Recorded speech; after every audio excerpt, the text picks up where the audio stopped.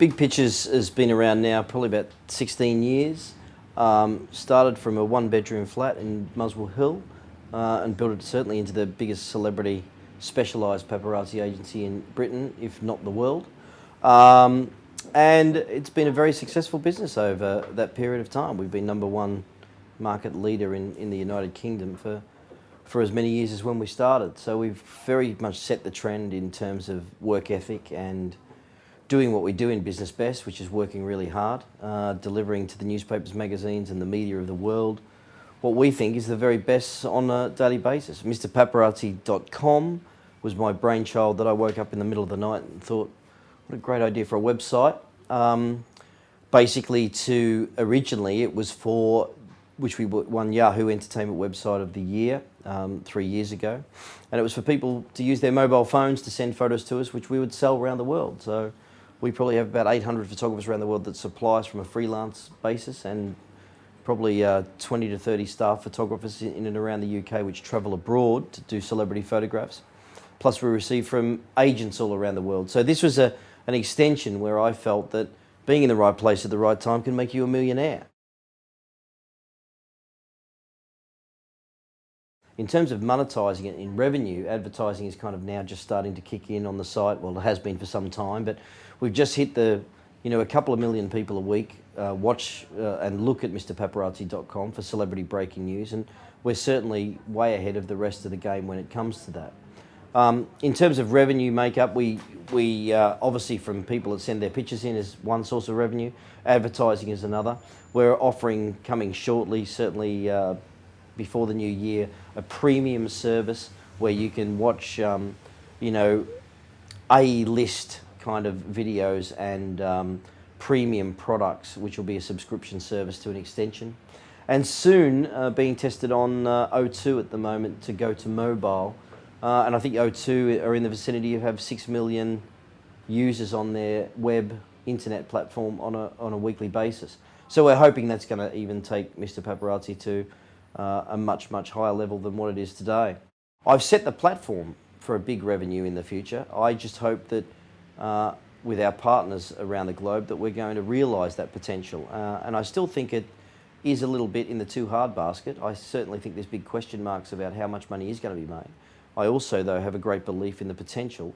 Could be a mega amount of money. But we still need to get it to that stage where it actually is producing a great deal of revenue. Involved in the day-to-day running of the business, I am not anymore and haven't been for quite some time.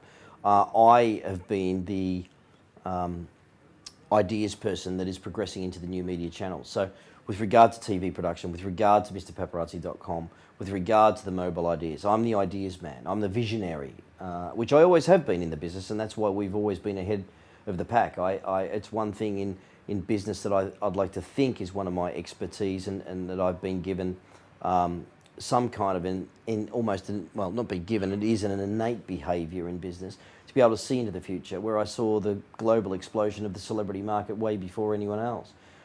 We became a household name in terms of our clients. I'm now taking that household name in terms of a cartoon character, paparazzi.com, God bless him, to the world as a commercial add-on to the business. So from that perspective, I think that myself as a leader, I'm lucky enough to have had great management. I've had some management since day one. Certainly in terms of the recent months in our company, we have been making redundancies, like most businesses in the UK. I'd like to think we were on the money in terms of seeing what was happening. The business is going through a very strange phase. What we've got on one hand is a downturn in advertising and commerciality with regard to newspapers and magazines. We're seeing a change in culture from a younger audience going online, whereas I have probably got as many people looking at my website that pick up and read The Sun daily. So the fact of the matter is we are changing. I think that this business is certainly going through what every other business is going through, pain at the moment, and the worst thing in the world that I've ever had to do is lay people off in these times of great business difficulty. But we're trying to downsize the business for the business model, which is the revenue stream that's coming in at the moment. This is a model that you can change into a freelance model, and I think our salary bill is somewhere around about the £1.2 million mark in this office alone. That will probably have to be reduced somewhere in the vicinity over the next 3 to 4 months, probably of at least 30, if not 35%, in terms of redundancy, and that void is going to have to be filled. Well, it will be filled by probably less revenue, but it also is an opportunity for higher profit. And at the end of the day, people can talk about turnover all day long. The man sitting here, after certainly a few months of losses, wants profit, and that's the bottom line that I want to see. I think actually over time this has been a downfall in certain areas in every business. Certainly, I have a fantastic operation in Australia where I have a very lean and very successful crew. I think it's all about a profit share in the business. I think people need incentives in today's day and age. I also think in terms of bonuses, but I also think I've been lucky enough to have my lifelong friend overseeing all my businesses in the Southern Hemisphere, which are probably at the moment in terms of profitability the most successful in the world. The recession hasn't bit in Australia as badly as it's bit in Britain and America, although it will be coming, but still. We have nightclubs, we have property, we have the picture business, we have TV production, we have online, going to mobile. So we have a very, very big portfolio in terms of businesses, and they aren't always easy to manage. But I think it's all about having good people and looking after good people. At the end of the day, if you pay peanuts, you get monkeys, is another old cliche, which is true. How do you budget for the biggest picture in the world? And the biggest we've had has made more than $1 million. I think that we are in a situation where there is less exclusives in the world today. The advent of mobile technology, which I've tried to embrace, certainly has been a situation where that's been a deliberate move on my behalf. Certainly they have become less over the last couple of years. It's become much harder to get exclusivity, but it's still there for the big picture. And that's probably one area where that was the cream of our business. Our core business was the bread and butter, non-exclusive, going all over the world on a daily basis.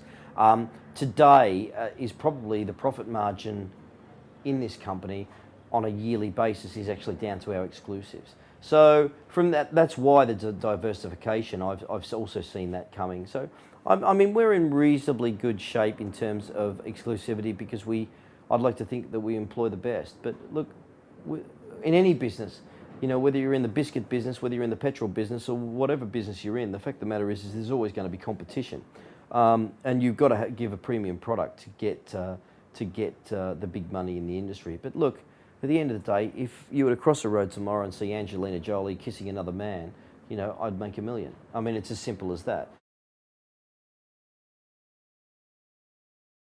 Another big problem for us at the moment in business today, in this business, in the media, and particularly the celebrity photographic field, is there's been a lot of litigation over the past 12 months, 18 months. And there's a massive diffusion around what is right, what is wrong, what is the law, what is not. Well, there's been several judgments made, but there's no laws. And I would love someone actually to come out and say, right, you can do this, but you can't do that. And I think that is also another thing that celebrities and the wealthy are using a very tiny bit of European law to pave the way in much danger of breaking down a couple of hundred years of a Western democracy, free press, which a lot of people fought long and hard for. And I think that there is certainly huge dangers in the industry at the moment where celebrities can take it to the nth degree to have it one day they want to be photographed and the next day they don't. And I think that we are facing certainly difficult times because of airy-fairy, non-committal government legislation on a very, very serious issue.